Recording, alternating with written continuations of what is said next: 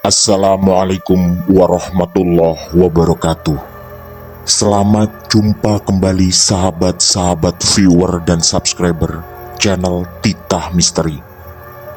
Kali ini kami akan membawakan sebuah kisah misteri dengan judul Warungku Terjebak dalam Penglaris Kuntilanak Merah.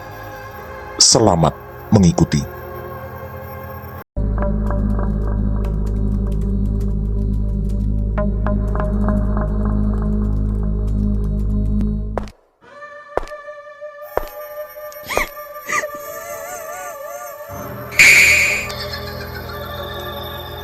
Jangan pernah mengikuti kisah ini sendirian. Jawa Tengah 2002. Setelah lulus kuliah, aku bekerja di sebuah perusahaan perbankan. Jujur, itu adalah pekerjaan yang memang kuidamkan sejak dulu. Tapi sayang, setelah 3 tahun aku bekerja, akhirnya harus memutuskan untuk mengundurkan diri. Hal itu karena bapakku sudah sakit-sakitan dan aku hanya bisa pulang seminggu sekali. Yang itu pun kalau tak ada lembur di hari Sabtu dan Minggu. Sebenarnya itu adalah keputusan yang cukup berat dan berani, karena aku belum punya rencana ke depan tentang usaha atau pekerjaan lain. Untungnya aku belum berkeluarga, jadi beban rasanya belumlah terlalu berat. Namaku Andi dan usiaku 26 tahun. Sekitar sebulan setelah aku menganggur, ibu menyarankan untuk mendatangi pamanku yang berada di kota lain. Pamanku mempunyai usaha warung lalapan yang katanya cukup sukses. Menurut ibu, aku bisa belajar di sana dan nantinya bisa membuka warung sendiri di dekat rumah. Tentu saja, lagi-lagi pertimbangannya adalah kondisi kesehatan bapak. Sehingga usaha apapun yang kubuka nantinya tak boleh terlalu jauh dari rumah. Aku pun berangkat ke rumah paman.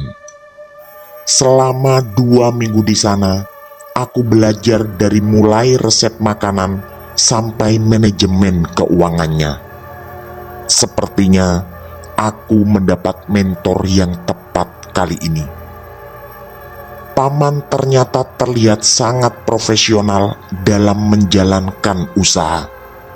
Dan aku yakin itu adalah alasan utama beliau bisa berkembang sebagus ini. Dengan segala ilmu itu, sepertinya tak akan sulit bagiku membangun usaha sendiri nantinya. Tapi, melihatku yang sangat percaya diri, paman mengingatkan bahwa kita hanya bisa berusaha, namun Tuhanlah yang mengatur masalah rezeki. Andi, pekerjaan boleh sama, tapi hasil tetap urusan Tuhan. Begitu ucap paman yang sebenarnya sangat kupahami maksudnya, walau tetap tak mengurangi kepercayaan diriku. Setelah kembali ke rumah, ibu memberiku sebuah amplop yang ternyata berisi uang. Kata beliau, uang itu bisa kugunakan untuk modal awal membangun usaha. Aku pun bergerak cepat. Sebagai anak tertua, aku juga harus bisa menjadi contoh yang baik dan pekerja keras bagi kedua adikku. Kebetulan mereka berdua sedang duduk di kelas 1 dan 3 SMP.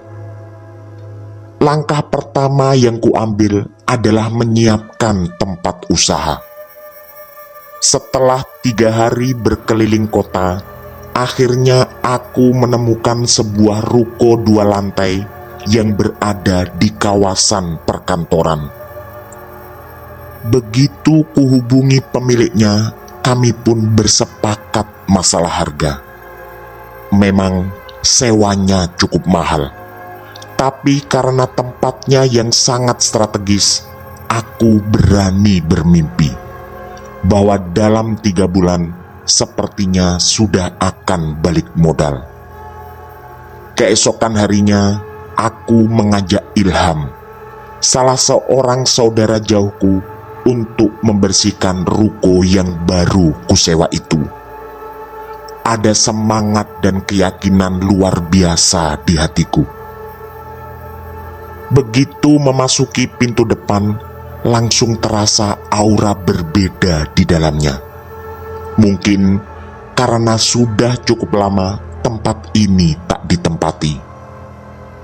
Memang bagiku agak mengherankan tempat sestrategis ini sampai bertahun-tahun terbengkalai tak ada yang menyewa. Kami segera naik ke lantai 2 dan ternyata di ruangan sana lebih terasa aneh. Ilham menyarankanku untuk melakukan semacam selamatan sebelum memulai berjualan. Rupanya dia juga merasakan aura negatif di tempat itu. Aku tak terlalu menanggapi saran Ilham, karena menurutku yang lebih penting dari selamatan atau semacamnya adalah kualitas dan cita rasa masakan, serta bagaimana aku mengelola keuangan. Hal-hal masuk akal seperti itu akan lebih berpengaruh terhadap jalannya usahaku. Di hari kedua, aku menyuruh Ilham untuk mendatangkan tukang cat, karena memang cat di dinding sudah banyak yang kotor dan mengelupas. Hal aneh pun terjadi di lantai 2 ketika proses mengecat. Dindingnya dilapisi semacam wallpaper yang sudah cukup usang. Begitu dikelupas, terlihat ada gambar menyeramkan seperti wanita tergantung di lehernya. Aku sempat merinding melihat itu. Bahkan salah satu tukang cat tak berani melanjutkan pekerjaannya. Untungnya temannya tetap mau lanjut bekerja, dan sore hari semua sudah beres. Setelah puas memandangi hasil pengecatan, kuputuskan keesokan harinya akan mulai berjualan. Aku mempekerjakan Ilham dan salah seorang tetanggaku yang bernama Tommy untuk membantu di warung. Jam kerja dan beberapa aturan telah kami diskusikan bersama.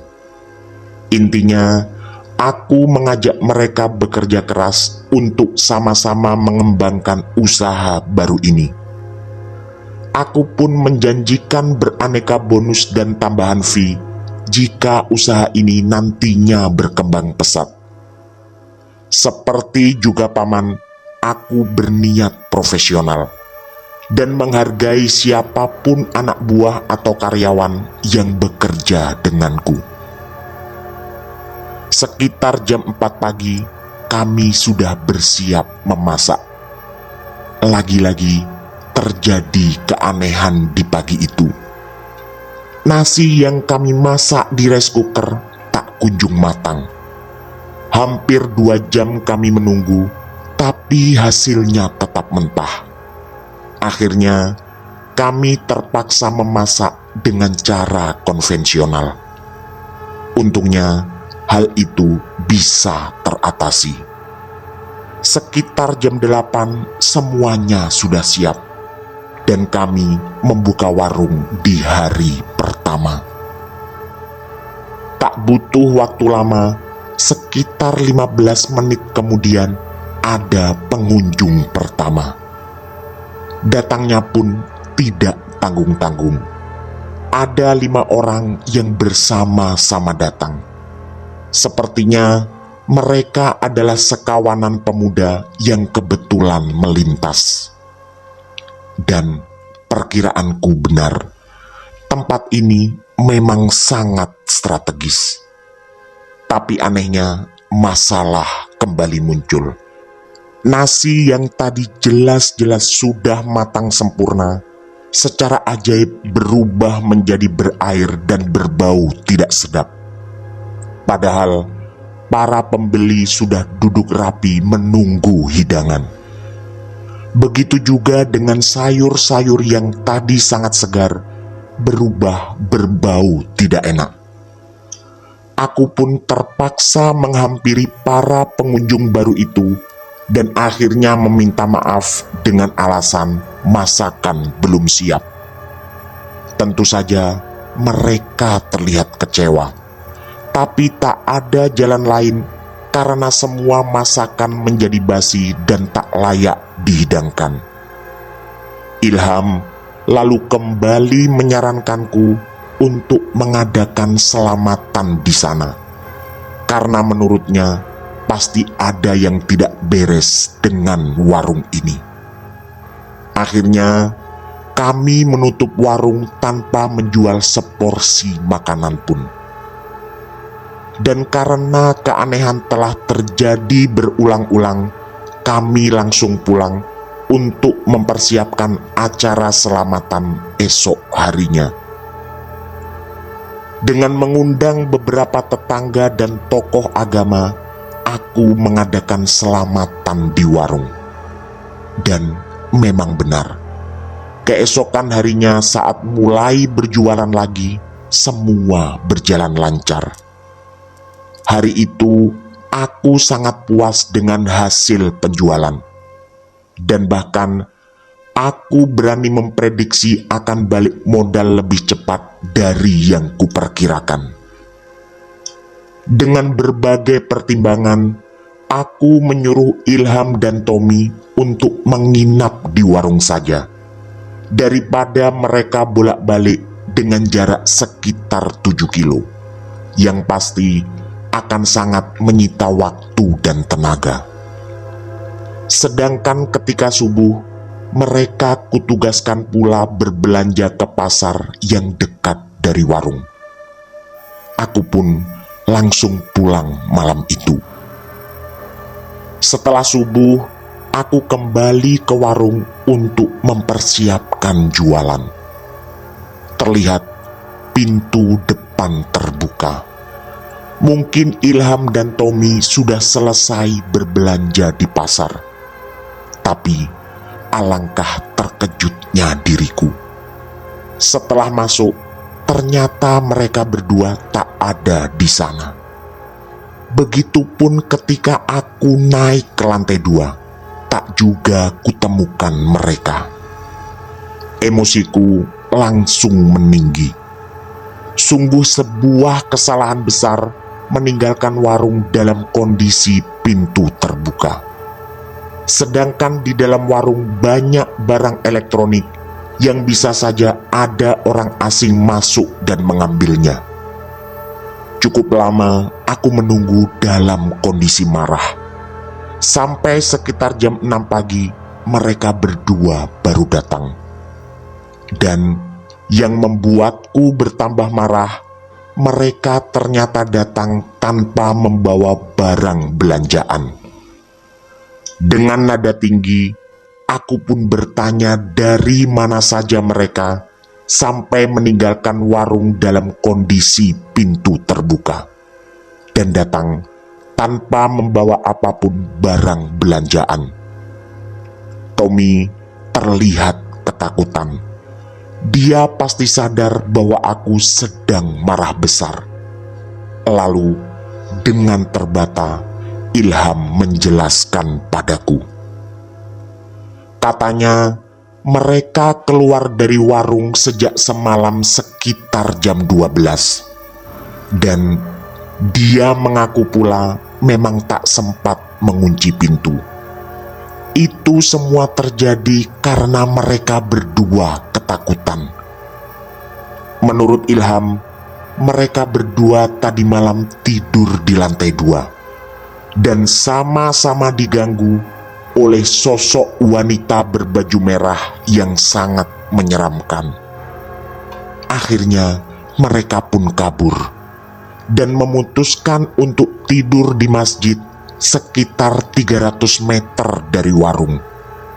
Memang cukup jauh, tapi mereka tak menemukan masjid atau musola yang lebih dekat. Aku tentu tak terima dengan alasan itu. Aku tak percaya dengan semua cerita Ilham, apalagi posisi warung ada di tengah kota. Dan bagiku akan mustahil ada hantu yang berkeliaran. Aku bahkan sempat mengata-ngatai mereka sebagai laki-laki penakut. Ilham sempat terdiam dan sepertinya menyadari kesalahannya. Tapi kemudian dia menantangku untuk tidur di sini malam ini dan mereka berdua akan pulang. Aku pun menyanggupi. Bagiku masa depan usaha jauh lebih penting dari sekedar hal-hal tidak masuk akal seperti cerita tadi. Hari itu terpaksa aku membuka warung agak siang, karena jam 6 lebih baru mulai berbelanja bahan untuk memasak. Tapi hari itu kembali terjadi keanehan, seperti ketika hari pertama aku berjualan. Semua makanan menjadi basi dan terpaksa harus dibuang.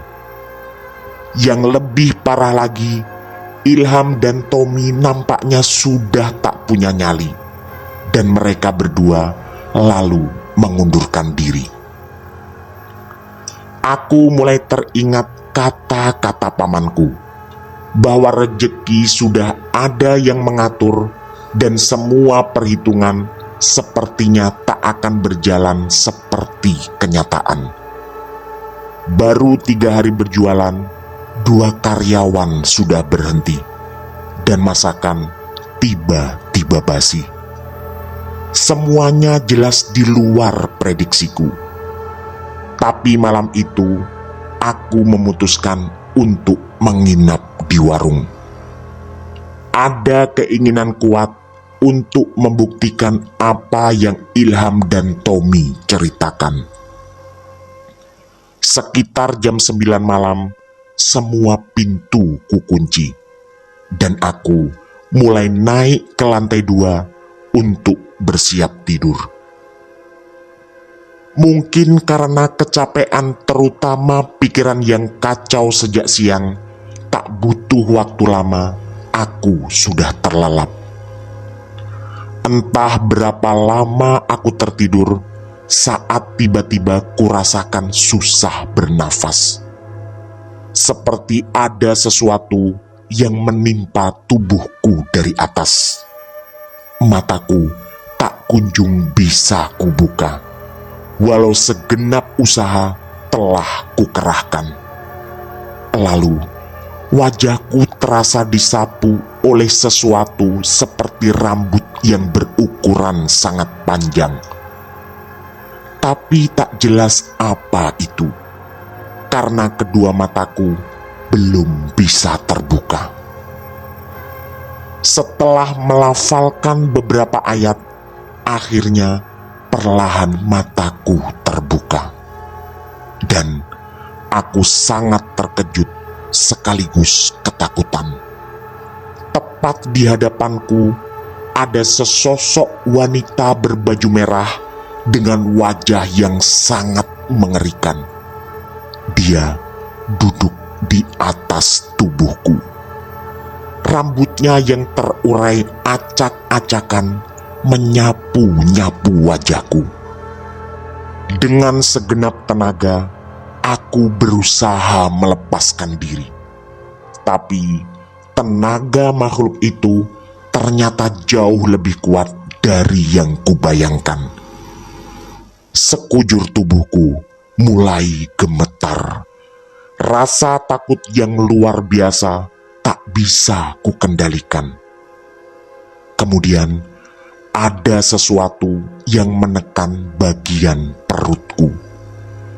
Dugaanku seperti seperti benda tumpul dan terasa sangat dingin, yang sepertinya perlahan mulai memasuki dan menghujam perutku.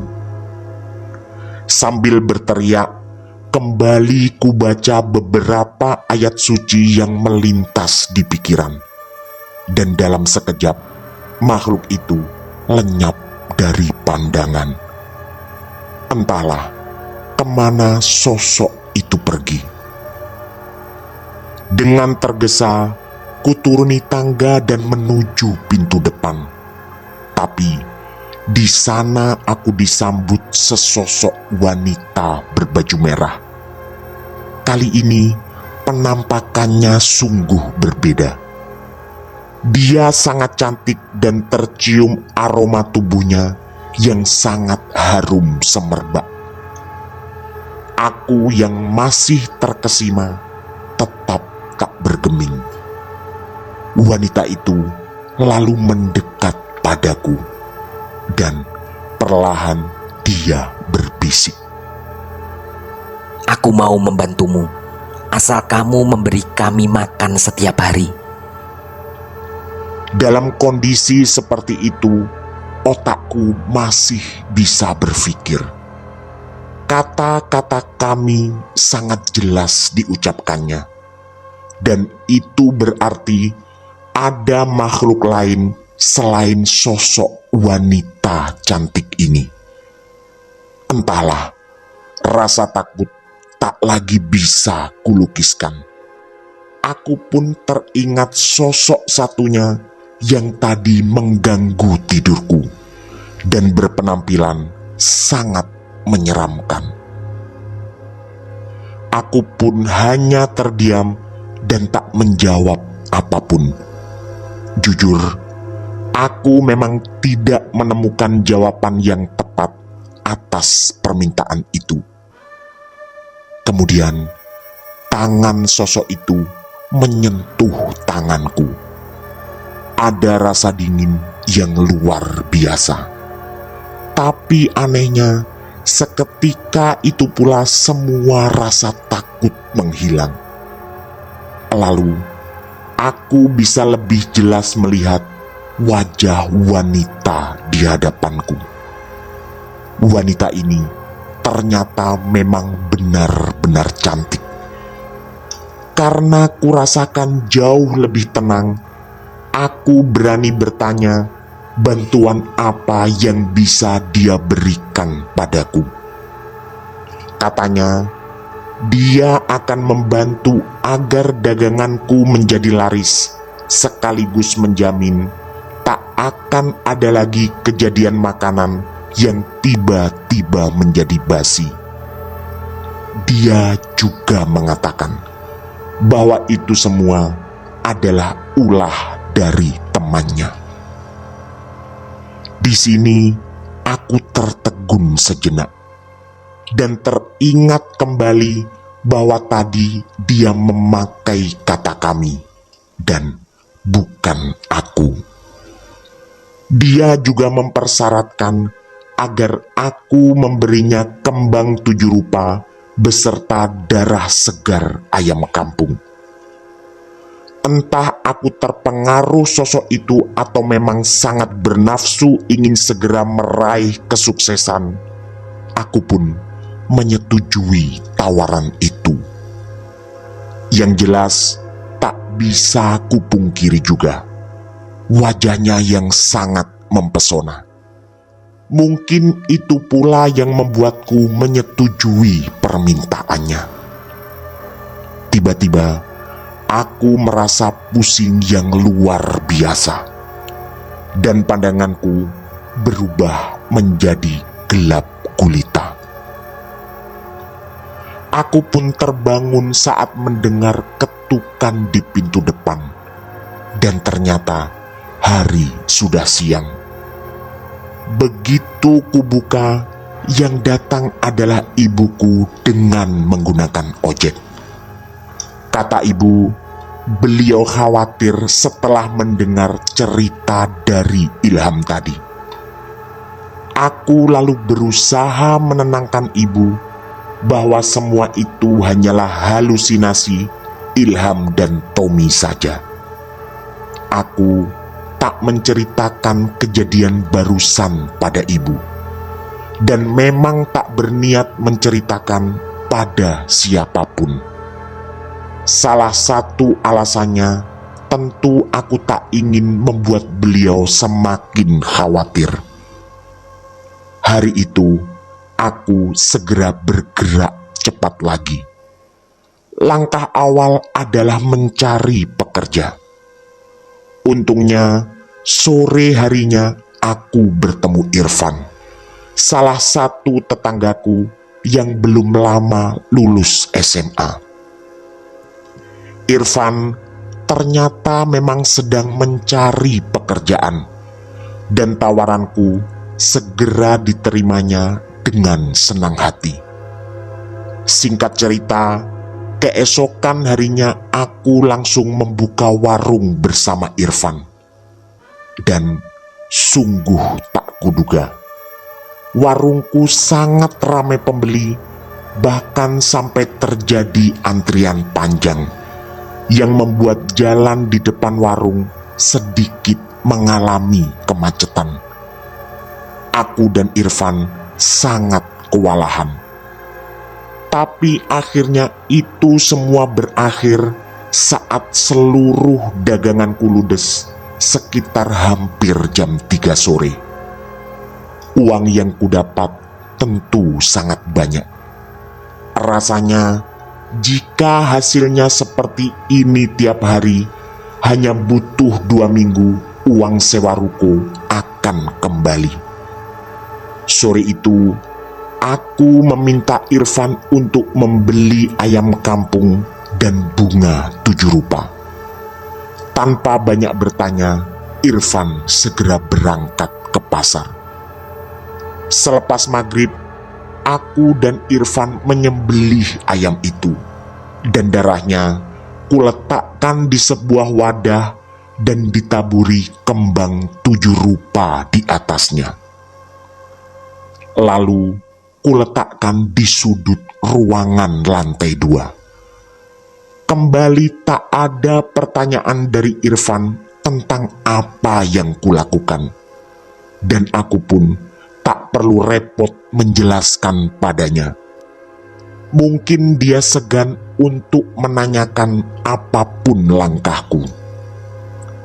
Malam harinya, kami berdua tidur bersama di lantai 2. Itu memang juga adalah salah satu kesepakatan ketika mengajaknya bekerja, bahwa Irfan harus siap setiap kali ku ajak menemani menginap di warung.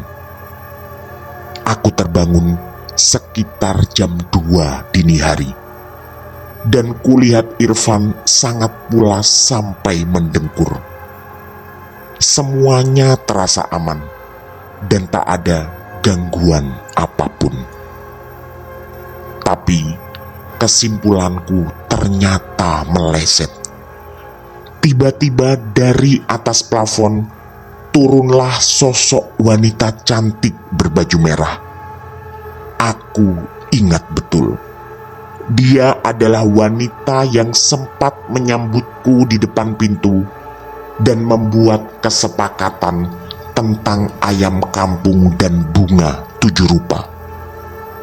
Ternyata dia datang mengucapkan terima kasih atas semua yang kusiapkan untuknya. Seperti ketika bertemu pertama kali, tak ada ketakutan yang kurasakan. Hanya kenyamanan dan ketenangan yang menyelimuti diriku. Aku pun berterima kasih pula padanya, karena hari ini daganganku sangat laris. Lalu, ini yang sama sekali tak kuduga.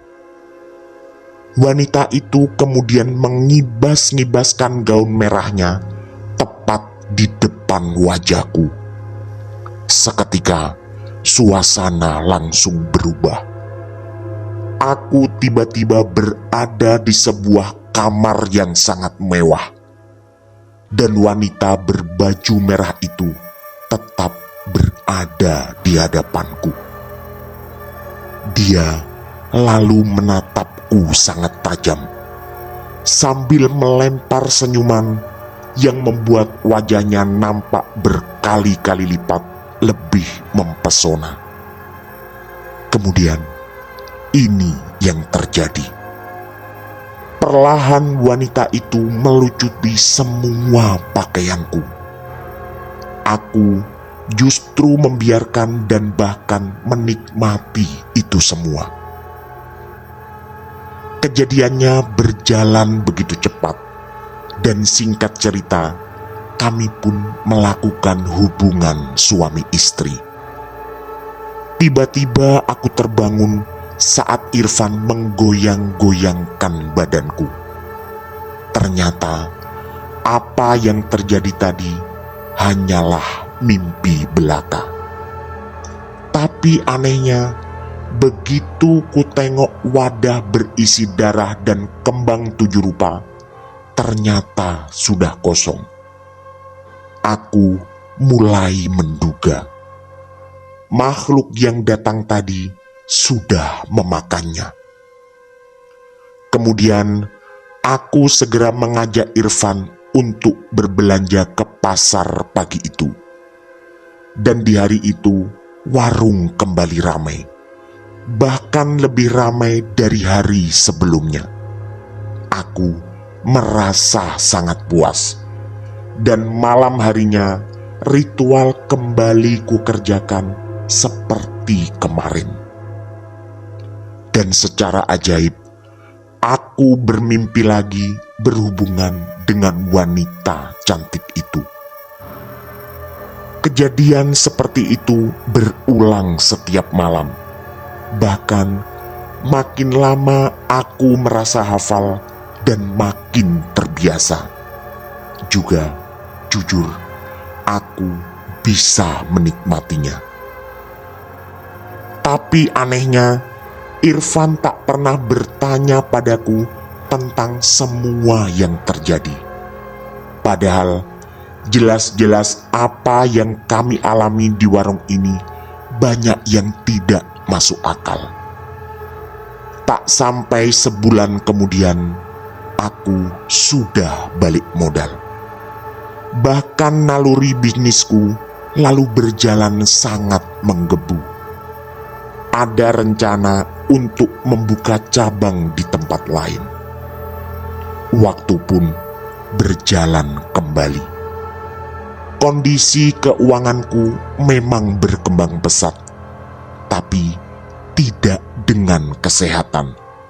Aku merasa tubuhku semakin lemah, yang mungkin karena kecapean. Setiap hari, dari subuh bekerja di warung sampai sore, dan malamnya aku harus melayani sosok wanita itu.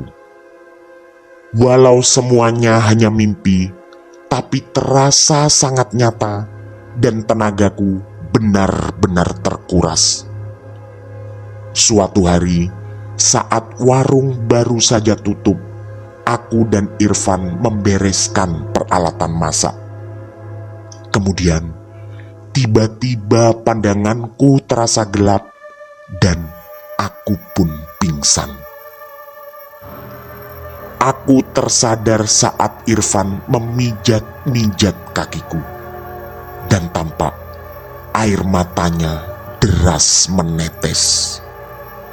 Karena terkejut, aku langsung bertanya apa yang terjadi. Dan jawaban Irfan sangat mengejutkan. Katanya, aku tiba-tiba pingsan dan untungnya tak mengenai benda-benda tajam di sekitar kami. Kemudian, dengan lirih di tengah suara tangisnya, Irfan berkata, "Sudahi saja ini, Mas. Mas Andi bisa mati kalau terus dilanjutkan." Tentu saja aku tak paham apa yang dikatakannya. Beberapa saat kemudian, Irfan menjelaskan sesuatu yang tidak kalah mengejutkan. Katanya, selama ini dia tahu apa yang kulakukan dengan sosok wanita berbaju merah. Sosok itu adalah kuntilanak merah. Dan selama ini, kuntilanak itu telah menghisap energi dalam tubuhku. Irfan kemudian menyuruhku membuka baju. Di sini, aku baru sadar bahwa hampir di semua bagian tubuhku terlihat banyak lebam. Kata Irfan lagi, dia sebenarnya bisa melihat keberadaan makhluk halus karena mendapatkan warisan ilmu kebatinan dari kakeknya. Dan jika aku mau, Irfan bisa membantu mengusir makhluk itu. Aku terdiam sejenak. Sebenarnya ada keinginan untuk mengakhiri ini semua. Tapi aku khawatir jika menghentikan hubungan dengan makhluk itu, warung akan sepi. Irfan terus menatapku, yang memang termenung beberapa detik. Sepertinya dia mengerti apa yang kukhawatirkan.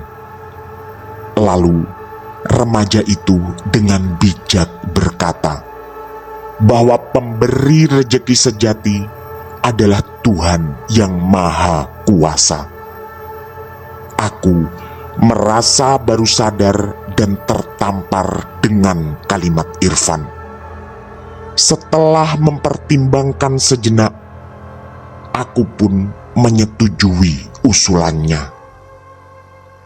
Dia lalu mengatakan bahwa kakeknya bisa diminta datang untuk membantu, dan aku disarankan menutup warung selama beberapa hari. Malam itu, aku dan Irfan pulang ke rumah masing-masing untuk menghindari hal-hal yang tidak diinginkan. Tapi makhluk itu ternyata kembali mendatangiku. Seperti biasa, ketika sedang tidur, aku merasa bermimpi, dan kami pun melakukan hubungan lagi. Pagi harinya, badanku terasa sangat lemas. Saat Irfan dan kakeknya datang ke rumah, bahkan aku tak sanggup untuk bangun. Kemudian, Mbah Joyo, kakek Irfan, masuk ke dalam kamarku. Beliau kemudian mengobati. Ada yang cukup membuat merinding. Kata Mbah Joyo, makhluk itu sudah menanamkan sesuatu di dalam tubuhku, sehingga kemanapun aku pergi, makhluk itu akan selalu mengikuti. Mbah Joyo lalu mengatakan bahwa harus segera dilakukan penarikan benda itu, tapi harus dengan sangat hati-hati karena akan fatal akibatnya jika ada kesalahan. Bapak dan ibuku terlihat sangat khawatir. Tadi aku memang terpaksa bercerita pada beliau berdua bahwa selama beberapa hari ini kami diganggu makhluk halus di warung, tanpa menjelaskan lebih rinci. Siang harinya, kurasakan sedikit lebih baik. Aku, Irfan dan Mbah Joyo berangkat menuju warung. Kata Mbah Joyo, bapak dan ibuku tidak perlu ikut.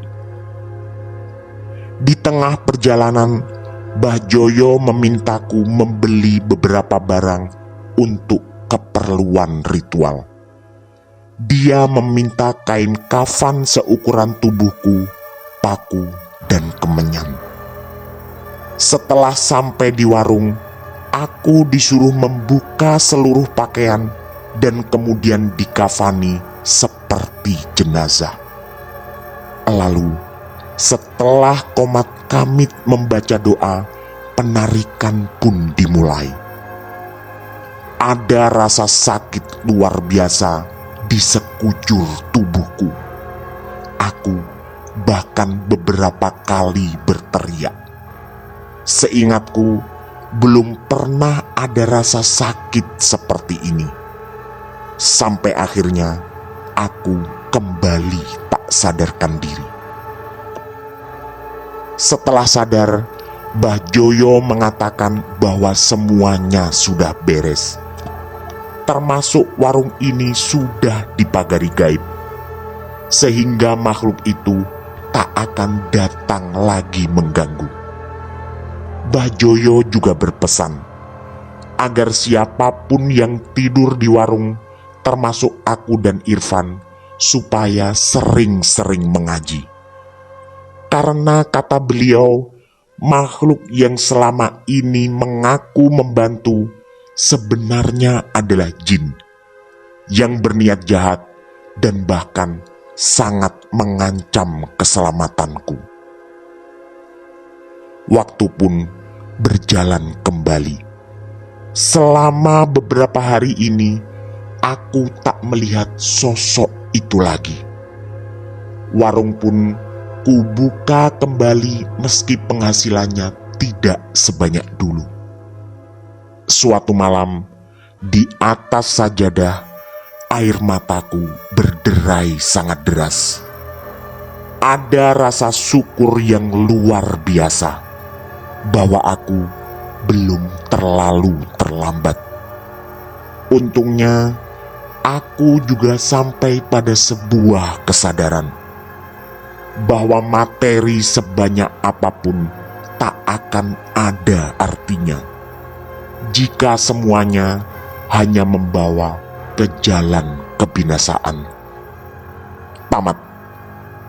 Demikian kisah misteri dari kami. Warungku terjebak dalam penglaris kuntilanak merah. Semoga kisah-kisah kami cukup menghibur dan menemani sahabat-sahabat semua. Mohon maaf apabila terdapat kesalahan dalam pemilihan atau penuturan kata. Kami dari tim Titah Misteri mengucapkan terima kasih.